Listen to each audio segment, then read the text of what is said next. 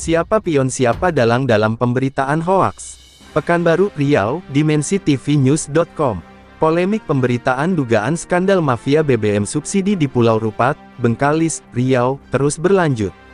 Setelah sebelumnya awak media mengalami intimidasi, kini muncul serangan balik berupa tuduhan bahwa pemberitaan tersebut adalah hoaks.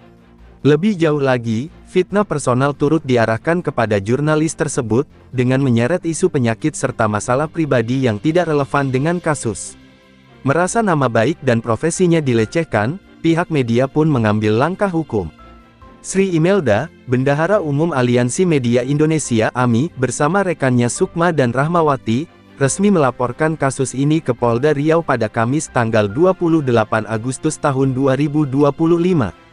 Laporan tersebut turut didampingi oleh kuasa hukum dari Law Office Jaka Marhen SH dan Associates, keluarga, Ketua Umum AMI, Sekretaris Jenderal AMI, serta rekan-rekan media lainnya.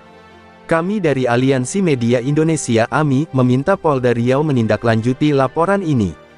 Karena akun TikTok serta Facebook yang menyebarkan berita hoaks dan personal jelas ditujukan secara tendensius kepada Bendahara Sri Imelda, Sukma, dan Rahmawati.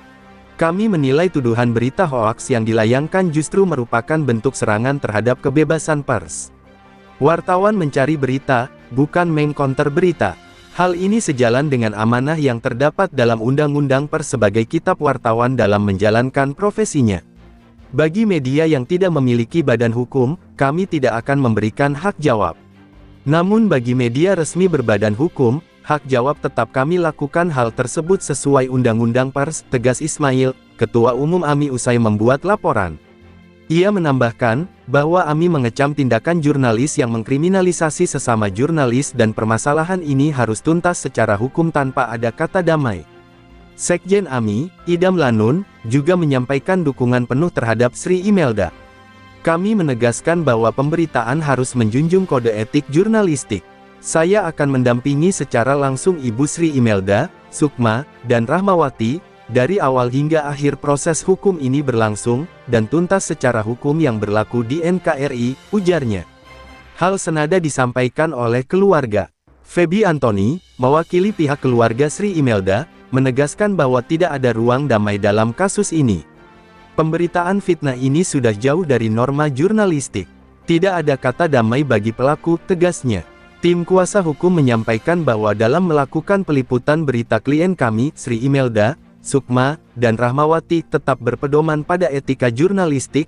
Untuk kejadian dugaan skandal mafia BBM subsidi di Pulau Rupat, Bengkalis, Riau, klien kami sudah mengantongi data-data yang akurat mulai dari alur distribusi hingga para tokoh yang berada di dalam lingkaran ini. Namun ketika ada pihak-pihak yang merasa terganggu dengan pemberitaan yang dilakukan klien kami, seharusnya melakukan hak jawab untuk klarifikasi jika berita yang dinaikkan tidak benar agar terjadi keseimbangan dalam pemberitaan, bukannya konsultasi kepada oknum pers yang tidak paham kode etik jurnalis dengan langsung mengcounter pemberitaan dengan berita yang tendensius, dan bersifat menyerang pribadi klien kami yang notabenenya berupaya menjatuhkan marwah klien kami secara pribadi dan menjatuhkan harga diri insan pers itu sendiri.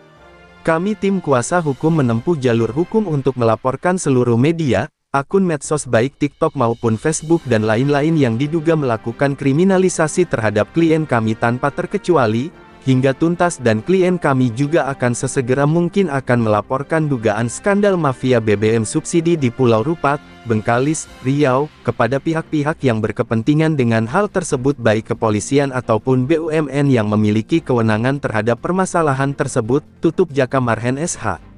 Dengan adanya laporan resmi ini, kami dan masyarakat yang rindu akan penegakan hukum yang berkeadilan menunggu langkah Polda Riau untuk menindaklanjuti membongkar, siapa pion siapa dalang dalam berita hoaks yang menyangkut marwah pers sekaligus perlindungan terhadap jurnalis dari upaya intimidasi, fitnah, dan pencemaran nama baik dan kriminalisasi.